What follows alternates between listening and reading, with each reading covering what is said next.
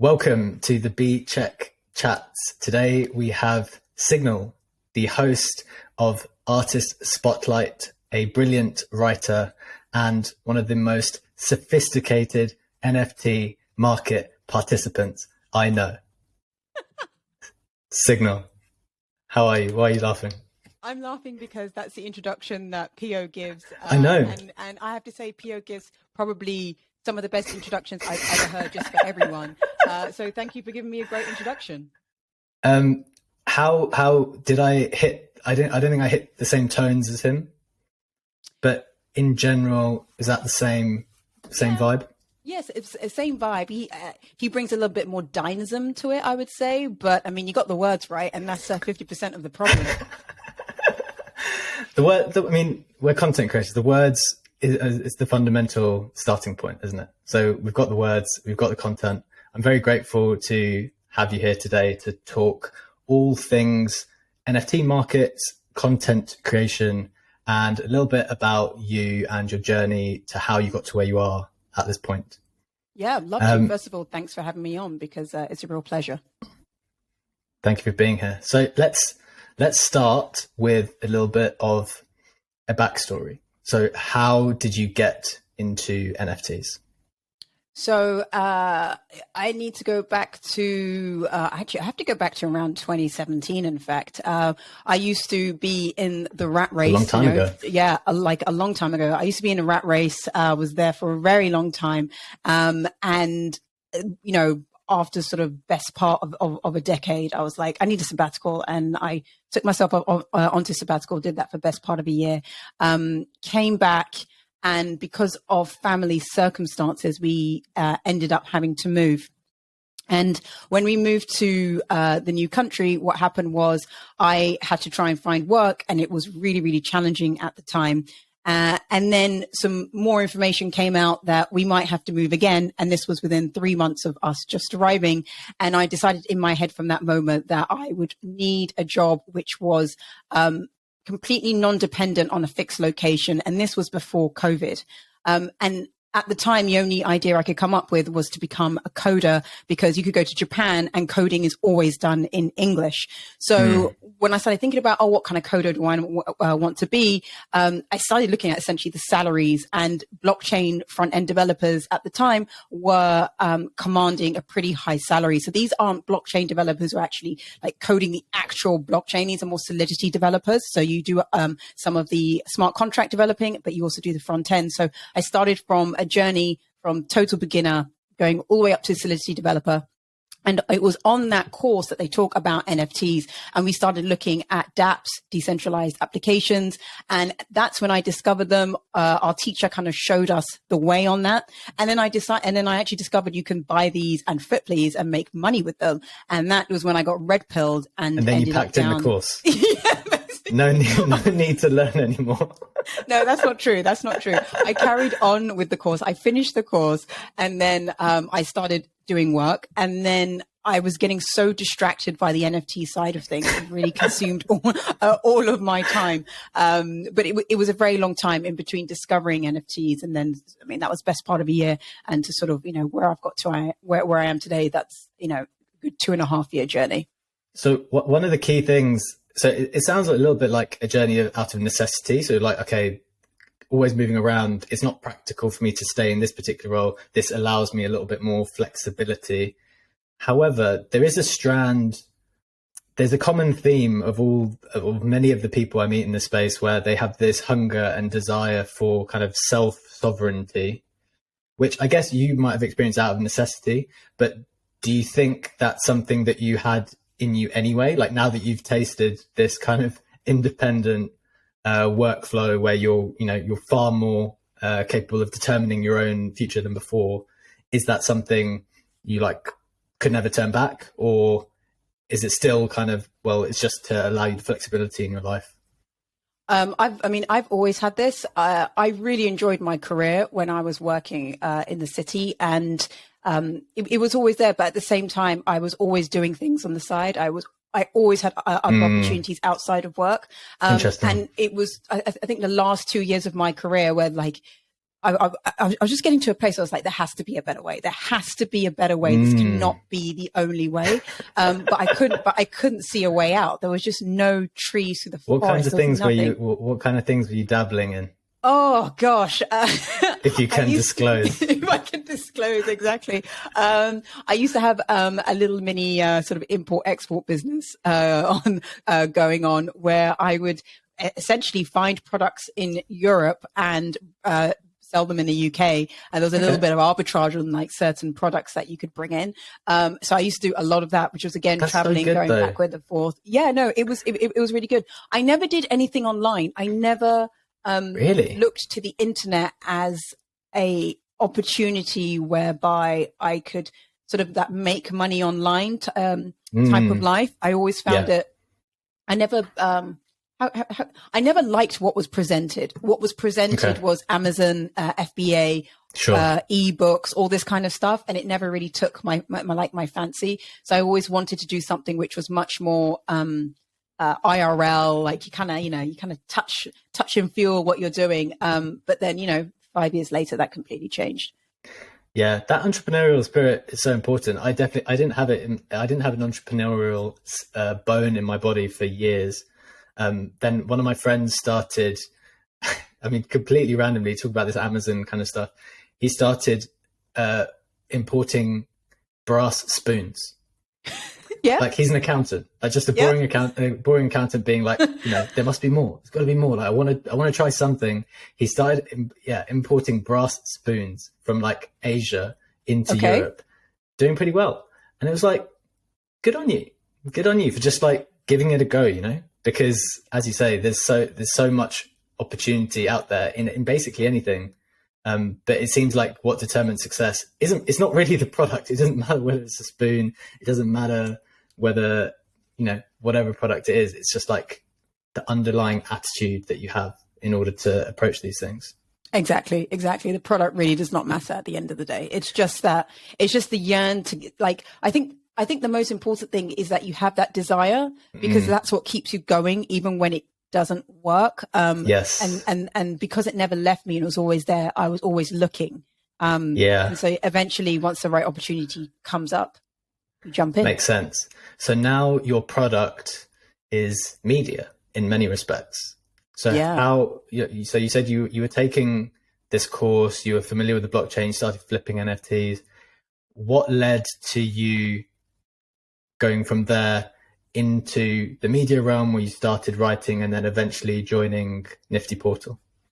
Yeah. So when I was doing coding and I was doing some work there, I enjoyed it, but I'm also very self-aware of my skills. And I always knew that, yes, I can code. Yes, I can be hired to do contracts and work, but I'm never going to be the top, 5%. Like, I know that as a coder, I can say that, about myself. And when I was measuring that against content and producing content, etc., I felt like, you know what, content I could be. Like, if I put in a work over the next 5 to 10 years, that's potentially something I could be. And that just self-reflection and self-awareness of where your strengths and your skills lie, make decisions very easily. I always, there's a story of a very good friend of mine, and she is in investment banking, and a lot of us started off in finance, and a lot of us ended up dropping out as the years went on. Everybody started doing different things. Everyone quits eventually. Yeah, like everyone sort of drops out in the end. And banking people, like some people in banking are paid very well. But it's not enough. It's not enough after a while, because you have to deal with so much politics that it actually takes away the love of the job. And I always said to her, like, how do you do it? How do you stay in this all the time? And she was like, you know what, Sig, my favorite thing to do on a Friday, Saturday night is to sit down with a spreadsheet and run formulas for my work, and to actually put into spreadsheet ideas that I've had, and I'll do that over a glass of wine. And I was like, Jesus, this is what I'm up against. At a certain point in time, this is what you're up against. You're up against people who think being in a spreadsheet with a glass of wine on a Friday, Saturday night is more fun. It's like, it's the most fun they could do with their free time. That is not how I felt about coding, but that is how I feel about content. And once you realize that, that's when you think, okay, you know what? This is where I could be if you put in the work, just like everyone else, in that top percentile. So what does it look like? You've obviously done exceptionally well. We want to get into a bit of like how you got there as well, but talking about, you know, what it looks like, kind of the person who you're up against in the banking. It's like, okay, you're not the person with a glass of wine on a Friday doing spreadsheets. Who is the person that people are up against if they're listening to try to figure out like, okay, well, do you know what, this content thing, I would like to do that. I think I'm competent at that. Who are they up against? When they're up against you, who are they up against? We were just talking a little bit off air of like the things that we do as content creators. I think when it comes to content, or just when it comes to anything that you have, you know, an interest in, it's like, even at this stage, it still feels difficult, right? Like, none of this stuff comes easy to me at all. But like, what you're up against is you're up against people who, you know, genuinely love what they're doing, genuinely love their work. When I look at someone like Mr. Beast, or you know, anyone who's become a breakout on over on YouTube, if I'm looking at MKBHD, all these guys, I never think of them as competition. I think of them as a source of inspiration. Like, I can only hope that in 5 to 10 years, I could be as good as them. And I think really it should never feel like a push. And I always compare it to going back to the rat race, where every day I was having to pull myself out of bed to go do that day. And at the end, it just becomes so difficult. Now I'm in a world where I'm like, you know, before off camera, I was like, I'm going to have to wake up at 5 a.m. just so I can get, you know, some stuff delivered so that I have more in my day. I mean, I say that, but I'm going to do it. Like, because I like what I do. If you're asking me to wake up from my 5 a.m. job before to go, you know, into the city to go do, you know, whatever. Yes, I might do that once a year, maybe twice, because of urgent client work, but I'm not doing that every day for like the love of the game. And that is what you're up against. You're up against somebody who has a stronger love of the game than you. That is it. Yeah, that's really interesting. It reminds me of the conversation we had in Paris, where we were talking about writing, and you mentioned this idea. I can't remember if it was me or you. The idea that writers don't have a great place to display their work. Like, okay, like if you're a photographer, Instagram, great, you've got like you've got a perfect portfolio. If you're a writer, yeah, you can write your Substack, but it doesn't quite display in the same way. And we were thinking, okay, well, what are the solutions to that? And I think now, after I've been in this space, one of the kind of mentality that you're up against is like, okay, well, here's that problem in the world. Here's some interesting challenge. Why don't you just fix it? Why don't you just do something about it? Like, and I think in this space, more than in anything, it's become a case of, well, okay, well, I don't think the news is very well curated. All right, well, I'll just do that. I'll just do it, and I'll do it every single day, and I'll do it ideally better than anyone else. But the space is big enough for everyone to have a slice and everyone to do well, because they'll all have their different fans and supporters. But you're up against people who just do. And it's like a bias for action where, okay, let's get this stuff done. Let's ship. And we'll just figure it out as we go along, right? Yeah, that's exactly it. That's exactly it. You're up against people who just ship and do it consistently every single day.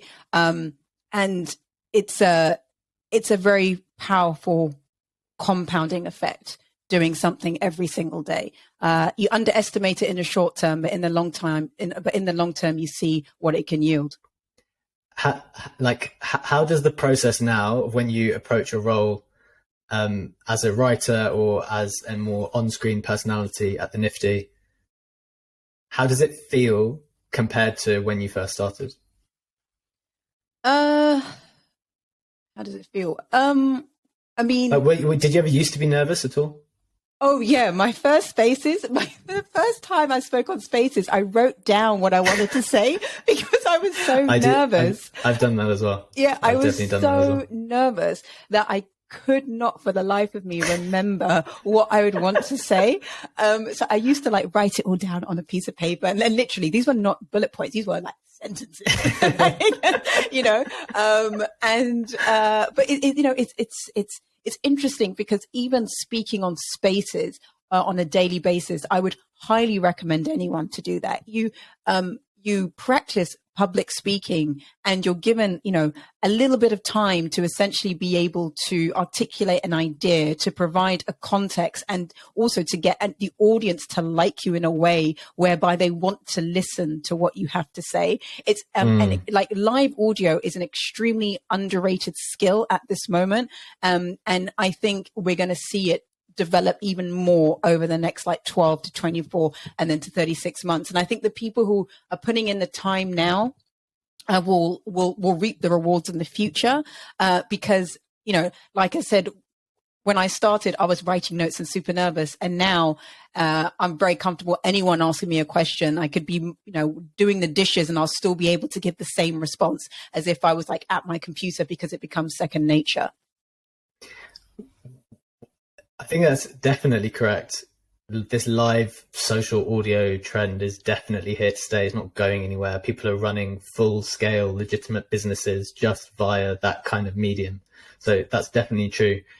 In what way do you think that video either is incorporated in that or is layered on top of that? Because one of the things I've been thinking recently is I hadn't done much video at all up until like a couple of weeks ago or something. And one of the things I came to the conclusion was that video ultimately is trust. Like, we can tweet all we want, unless you have a very, very substantial following. I think it's very difficult to have random people in the world like buy into your project, buy into what you're selling. And what you're selling might not necessarily be an actual product, just whatever, your opinions, anything. People don't typically transact, whether that's kind of they don't invest in you, whether that's literally financially or otherwise, without having a bit more trust. And I think video is the perfect way to decide on someone, because if you can't see, then it's one of your, we pick up a lot of signals via video, right? So how do you see that tying in with the audio thing going on? I think I think people need to, like, as a creator, you need to choose which skill you just flow with. Like, there's so many barriers to putting out content. Like, I can tell you the amount of excuses I've come up with in the past about not putting out content. And I think sometimes it's like at the beginning, it's just about getting momentum, which you can then sort of flow into other medium contents. Video is extremely powerful. If I look back on, you know, where have I spent my most time? I've probably spent my most time on YouTube, like in terms of researching, watching videos, just using YouTube as a search engine for researching. It's extremely powerful. I would say the second one that I use a lot is our newsletters. I like reading people's newsletters, and people who have been on these platforms over time consistently build trust. So I know video is extremely powerful, but I think if you're looking at it from a question of, as a creator, which platform should I be on? I say be on the one that you feel most comfortable with, that you can turn up and do every single day until you have the momentum and the desire to want to go to another platform. If the question is just like, which is the most powerful platform? Which is the most powerful medium? I think video is the most powerful medium, but if you're not good on video, then it's actually your weakest strength. Sorry, it's your weakest barrier. Interesting. That's a really good point. To what extent do you think that's applied to you? Because it feels like you've done a bit of a phased approach. So am I right in saying, and please explain a little bit in more context, you started as a writer more predominantly, then you went to some audio, kind of the live audio, and now you're doing more video. Is that right? Yeah, so I started off. So when I started doing my newsletter, I was just writing and just writing for the sake of writing. I had so much that I wanted to say that I just put it down on paper. Also, there were no Twitter Spaces at that time. So another reason why you just ended up writing. And I also wasn't the best tweeter. I literally got to pretty much 8 to 10,000 followers on Twitter doing the same one tweet every single day. I did one tweet every single day over That's 2 so years, powerful and for that people got to me, know. yeah, and that got me to like So powerful. 8,000 people. And that tweet, it wasn't GM, it was a tweet thread that summarized the Nifty portal space, and it was PO, because I used to tag everyone who spoke. It was PO and Nick who saw my writing, and they said, "Hey, do you want to come and help us write the newsletter?" And that's how I got into writing, and then. I was already a speaker on their space. So I was already doing speaking. Then I was doing writing. And then the Nifty portal have moved to live video. They were doing they were already doing live video, but then they now moved the morning space into live video as well. So that essentially you're simulcasting onto different platforms. So that's how I've gone from writer to spaces to video. Did you find that process very natural? Or did you find any of is there any of those different elements? Because I agree with you, those are all distinct skills in some way, and some people might just have to lean into one rather than the other. I think not all people are just excellent across all platforms. So what were the challenges that you experienced in each medium, and do you prefer one or over the others? Writing, I have to say, writing came to me very easily. I was just like, okay, you put this out in the world. You have some gremlins in your head about, what you've written, but whatever. You just, press send, off it goes. Spaces just became practice every single day and just getting used to it and doing it Monday to Friday. I had like less gremlins about that in because it was also just a conversation about alpha. Like, I know, so, like I saw some pandas. I think they're going to pop. We should buy the pandas. Like it wasn't, there was nothing sophisticated in what I was saying there.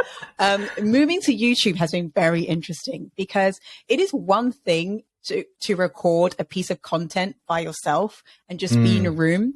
It is a completely and utterly different game to be on live stream with 4, 5, 6. I think at one time we had 8 people online, and to find your voice and at the same time, like not talk over other people, but at the same time, make sure you talk enough. And at the same time, always be listening. And for me, I'm still doing my daily like tweets. I'm still writing that.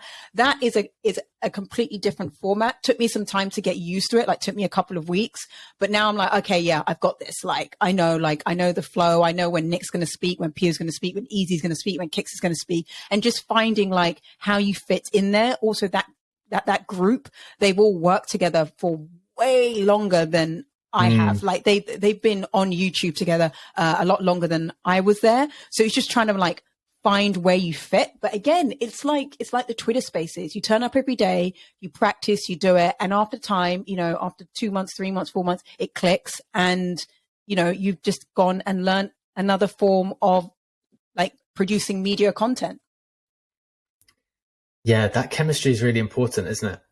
Yeah. And I think massively. people, what do you think about the idea? Because we obviously all come into this space with a kind of idea of self-sovereignty, and trying to be as independent, or certainly more independent than past gigs. To what extent do you think that what's the saying? You can go, I'm going to completely butcher this, you're going to have to correct me. Alone, you can go fast. Together, you can go far. Is that Well correct? done. Well done. Got it. I know. I always get that one mixed up as well. Yeah, I know. Okay. I know the quote. So do you, is that something that you were thinking about when you were deciding to team up with the Nifty team, and even in general, when you're deciding who to work with in the space, is that something you think about, or how do you think about that? I don't think about it like that. For me, in this space, I think it's really difficult to find good, honest people who not only good and honest. I think there's lots of good and honest people, but you have a rapport with. And it's really hard. It's really, really hard. There's, lots of amazing people, but you might not have a rapport with them. And trying to find those people. And once you find those people, you obviously build a relationship with them. And like for me, that's really important, that you have good rapport, that you trust each other, that you listen to each other. And if you can put those elements together, then you can build a long-term relationship. But for me, it's like, every day, like I choose to be in this space. I do not have to be in this space. I choose, I choose to be on your podcast. I choose to be on a Nifty Alpha. I choose to, to work with Culture 3. Because I get to choose. For me, it's really important who I work with and who I turn up for. And if I, don't particularly think that I might get on with this person or etc., then I choose to walk away. And I think, it's just about finding the right people, good, honest, right people who are here for the long term.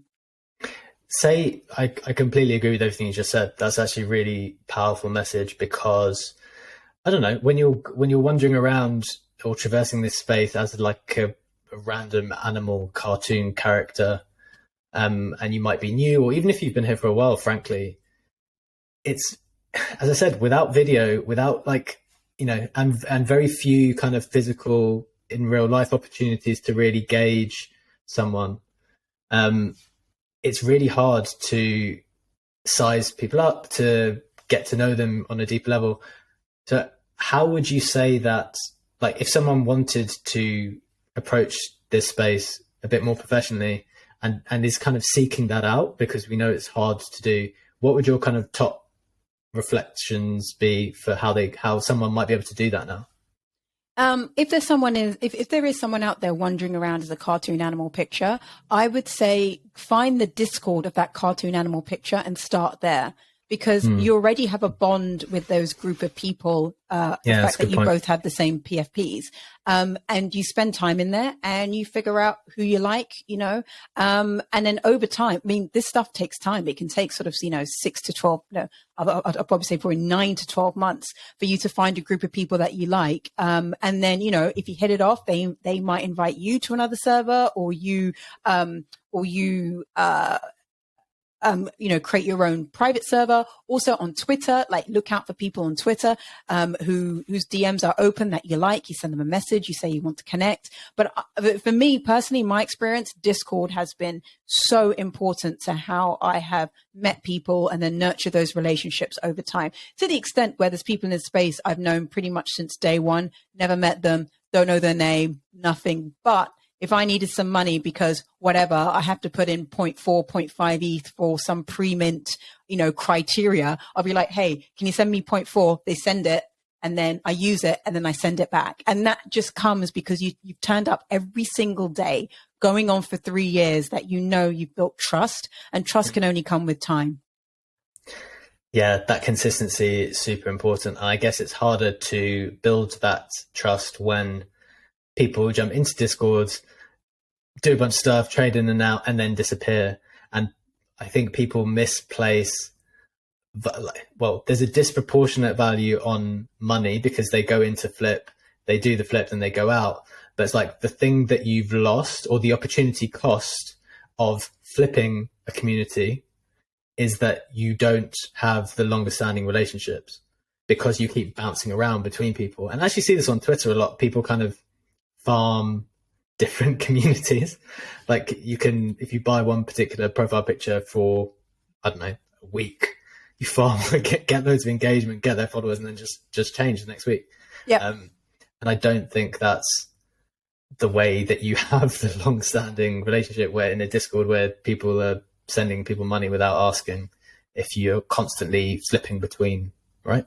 Yeah, totally. I just think at the end of the day, why is it why is it that, all the people that, not all the people, but, a good chunk of people have friends all the way back from school. And we're talking 25 years later. It's because there was a group of you who turned up every single day that you built a relationship with. Yeah. And then over time, even as you've gone your separate ways, there've been certain experiences that bonded you so that you can come back 20 years later and, you still have almost social credit with them. And I think it's exactly the same thing with this space. People are looking for people who are here for the long term, and they align their interests and their time, more importantly, with people who are here for the long term.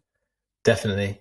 Do you know what though? One of the things I genuinely think might be holding people back, and this definitely held me back, is that I was like basically new to social media 2 years ago. Whenever I started early 2021, I'd never had an Instagram account. I still don't. I didn't have a Twitter account, barely used Facebook anymore from when I was a kid. And you come into this online world, and many people, I suspect, are the same, where it's like, well, how do you, like, something as simple as what you just said, I read this as well and completely agreed. Something as simple as send someone a DM who you think like is good at what they're doing or something. Don't ask for anything, just send them on, say, oh, I like what you're doing with whatever. That was like revolutionary to me. Because it's like, look, I wouldn't walk down the street and just, I mean, I'm from London as well, where everyone's like fairly mind your own business. So I'm not going to just randomly say stuff to people. Like didn't walk around my law office and someone did a good contract and I don't go up to them and say, oh yeah, I like that contract work you did last week. It's just not what we do. Yeah. So it's kind of like a whole new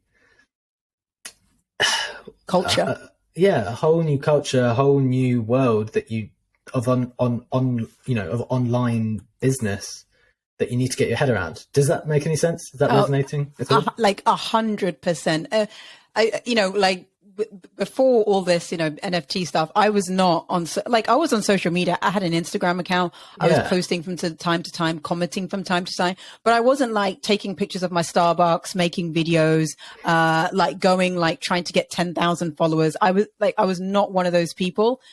So to come into, crypto and NFTs and to start taking social media seriously. It's still weird, still kind of freaks me out sometimes, but also at the same time, I'm always like, damn, now I get why these tools are so powerful. And you need to lean into it and use it on a daily basis.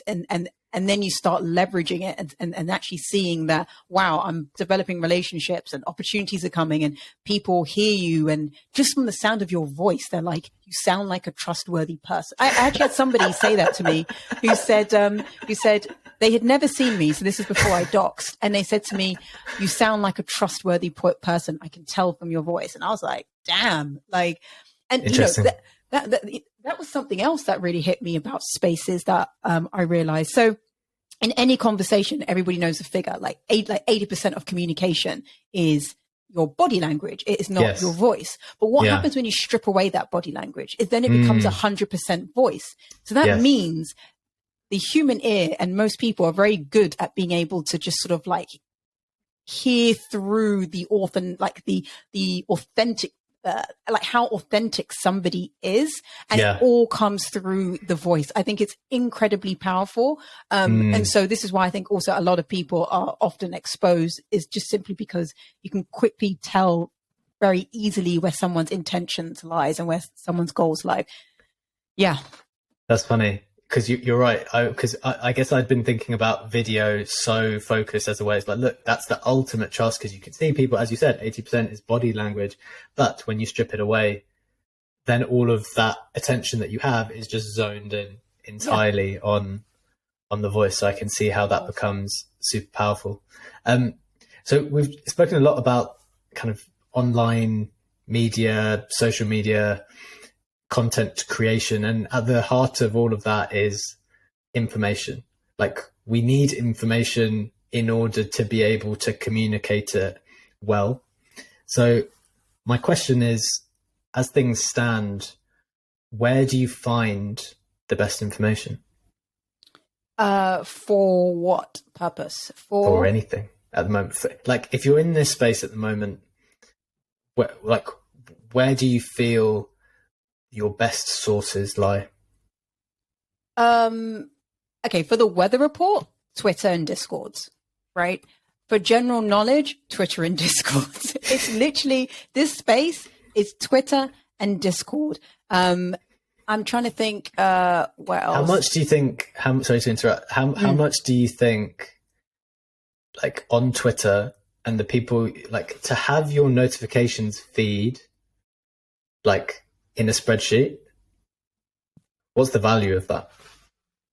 To have your notifications feed in a spreadsheet? As in, for people to be able to read, because obviously the notifications that you have on and the people who you follow, I mean, to be fair, who you follow is public. So clearly that would be an important list of people. But to figure out, to have that feed, how valuable is that? Well, for me, it's extremely valuable because if I need information on a short-term horizon, as in I need information in hours, like Twitter and Discord are super important. If I'm looking for information more long-term or more thoroughly researched, then I step out of that domain, and I'm probably going to YouTube. Or if it's a story, such as like Silicon Valley Bank, I'm not even on Twitter. I'm not taking my information from Twitter at that time. So that's actually a really important point, actually. Yeah, like we speak so much about how Twitter and Discord is like super important, but it's like, hang on a minute. Over the weekend, it went completely nuts. There was so much bad information. Need to step away. So how do you decide? Because that's actually a really important question. How do you decide when it's like, look, I'm all in on this space. I need to be here all the time. And it's like, hang on a minute. You guys have lost your mind. I need to step away. I mean, this weekend is a really good example. Yeah. There are probably, pretty much the only people that I was listening to on the weekend when I was looking at tweets were OSF and Mando, two former investment bankers who were dealing with this kind of stuff all the time, who can actually tell you what, duration is and what was going on and all that stuff. And who else was I thinking of? Those two stood out. There are probably a couple more, but I can think of less than 5 accounts, 5 people who I follow, who I could read their tweet and I was like, I'm guaranteed what they're saying is good information. Other than that, it was just noise on Twitter. And so much noise. Sometimes noise can be good because if you hear noise early, such as rumblings of USDC not being safe, and you're hearing that on a Thursday, Friday night, it's one of those where there's smoke, there's fire, but the weekend was fire. And so you just get out. You get out, and I went and took my information purely from traditional media. I was looking at Bloomberg. Interesting. I have access to live Bloomberg. I was looking at other websites where I'm like, these are proper hardcore TradFi websites. I was talking to people in the banking industry, like, guys, can you tell me what's going on? It's just like the certain pieces of information when it comes to like what is happening in the real world, where I feel like you have to step outside of Twitter. Otherwise, you're going to get a lot of noise. And if you're making decisions off that noise, it can be, sometimes quite negative to your portfolio. Absolutely. I completely agree. And I think that was, a really interesting comparison point to bring to light, because we are so disproportionately reliant on this media. And yet there are times when you really need to be, if not walk away, because it might have been helpful to walk away at some point, but if not that, then be super clear in your minds. Like, okay, in this particular instance, when it comes to stablecoins or when it comes to duration, as you said, like these are the people that actually have expertise in that area. And then when it comes to another issue, okay, forget those people. There's all kinds of people weighing in, but maybe these 3 or 4 people, and to know who your experts are in particular domains, like that is super powerful, I think. It's super powerful because, this was like a TradFi panic moment, right? We recently had, and we've had several times, security panic moments. There have been moments in the space where people have said, like at one point, I think people thought OpenSea was compromised to the extent that OpenSea tweeted, it was not our platform, it's something else that caused it. And you need to have like your top 2, 3, 4 accounts with people who really knows security, like blockchain security, and will tell you, no, this is what happened. So I can think of Azuki Saigar. I can think of oh, my mind, of course, goes blank, but I can leave those accounts with you. But these are the people that, you know, if they say this is what happened on the blockchain, this is what happened on the blockchain. Yeah. Like everything else on Twitter, I just regard as noise. And if you don't have those accounts, one, try to follow them, but then two, verify. Like, just because one source says it doesn't mean that it's true. You need to verify across so many different types of sources on Twitter, outside of Twitter. And that's how you end up making the correct decision. But I feel like the best sort of, plan is to have the plan before all this stuff happens. So you know where to go when like shit's about to hit the fan, literally.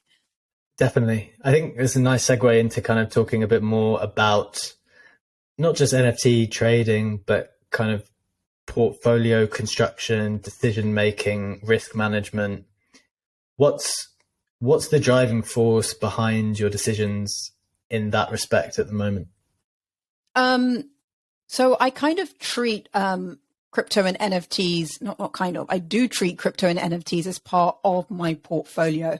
And for that reason, I'm always looking at what is my like percentage exposure. Do I have to NFTs? Do I have to crypto against my... I think very similarly. Yeah, against my traditional... my traditional portfolio. And that's just simply because I come from a sort of long-term investing background. Does that mean, can I ask, does that mean that irrespective of what you're holding, if, for example, NFTs and crypto mooned to a percentage which was kind of much higher as a proportion of your whole portfolio, you would sell without thinking because you have a number in mind that's like, this is what my crypto NFT exposure would be?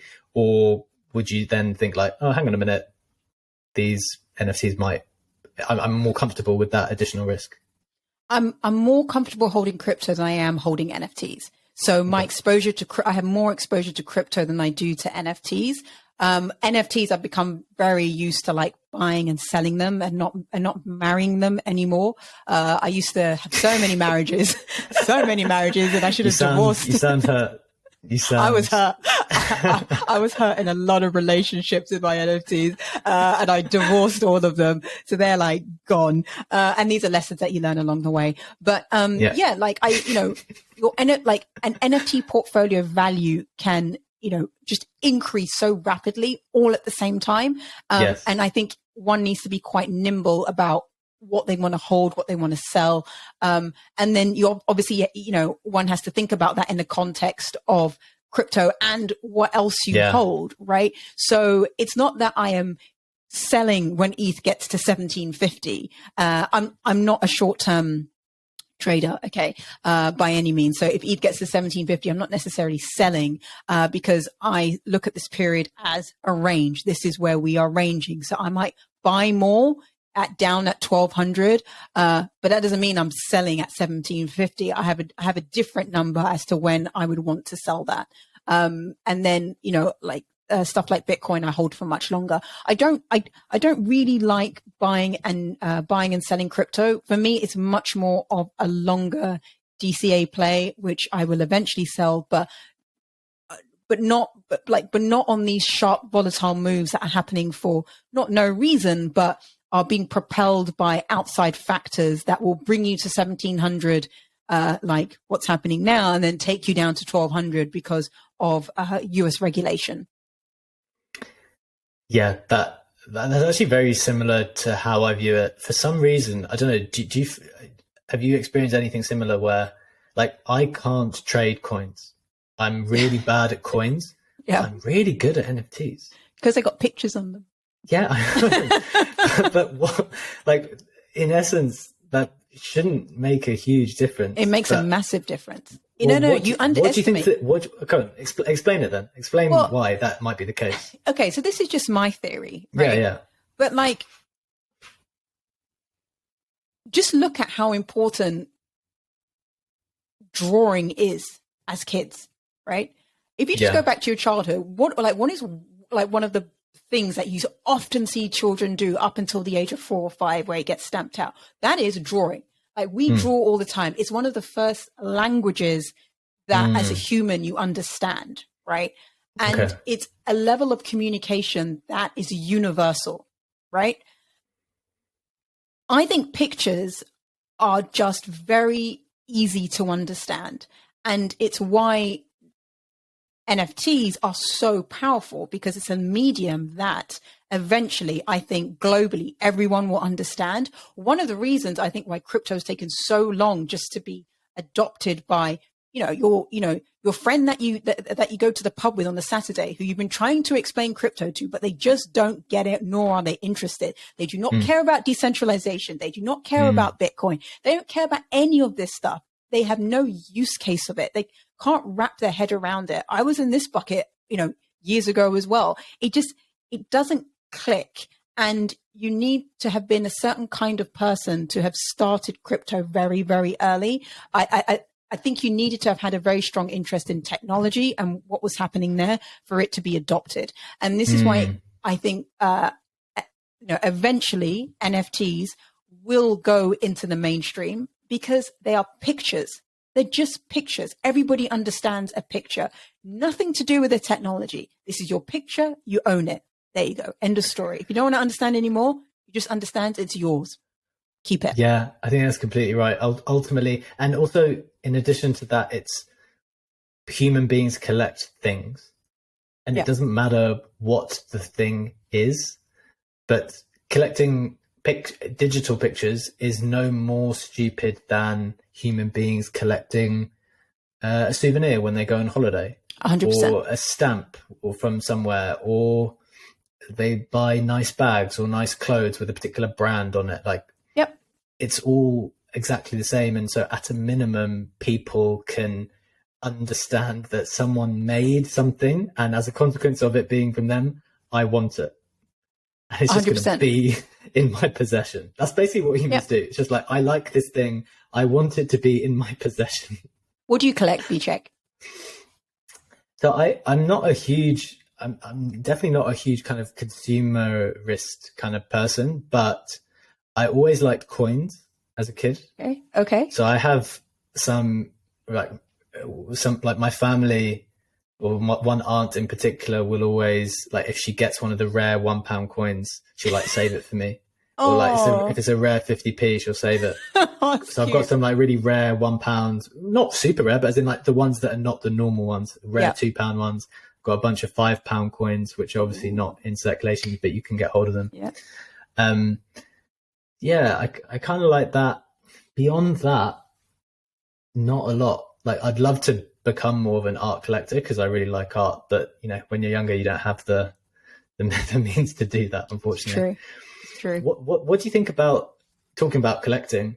A, what do you collect? And then B, do you think this is really democratizing art collection, or do you think ultimately art collection at the highest level will always just be reserved for very few people?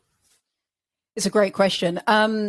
What do I collect? So IRL, I'll give you my IRL collection. I collect clothes. So I always buy one item when I go to a new country, so that I always remember that I went to that place, and it stays in my cupboard, and it's something that I actually want to wear, so it goes into my daily life. So that's my IRL collecting. My digital collecting, your question about does digital collecting democratize art?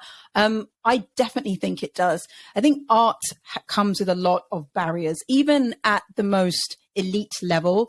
When it comes to ideas like contemporary art, even buyers have, deep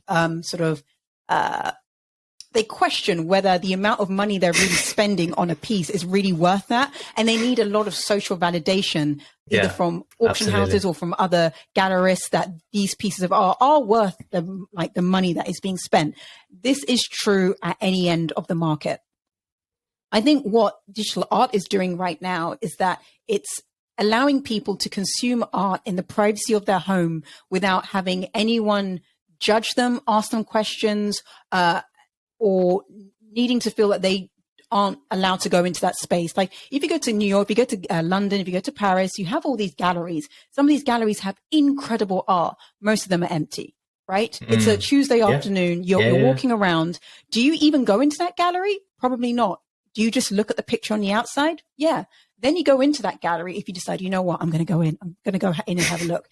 Does the gallerist even like pay that much attention to you? Does he or she like say, oh, hey, this art is by this person? And they, in my experience, at least, they probably don't, or they haven't, and they don't explain the work. It's not like when you go into, it's not like when you go into if you go into a branded shop, you go into Louis Vuitton, you go into Balenciaga, you go in there, pretty much doesn't matter what age you are, there's a sales assistant who is sizing you up to be like, I wonder what they want to buy. I wonder what I can present to them. That does not happen in a gallery. And what's interesting is that now with digital, with like digital art, you can look at that piece on your computer, you can put it on your Samsung TV, whatever, and you can just appreciate it and think, do I like this? Or do I not like this? Do I want to buy it? And you can just reflect. And for me, what I've noticed is I have started looking more at galleries and at art in general, and at specific exhibitions that are happening in a city that I might be in. And I'll say to myself, you know what? I'm going to go and see that exhibition. I am going to walk into that gallery. It has completely changed my confidence around how I perceive art, look at art, value art, and think about whether I would want to own art. That's fascinating. I think that really resonates, actually. I think that's definitely true.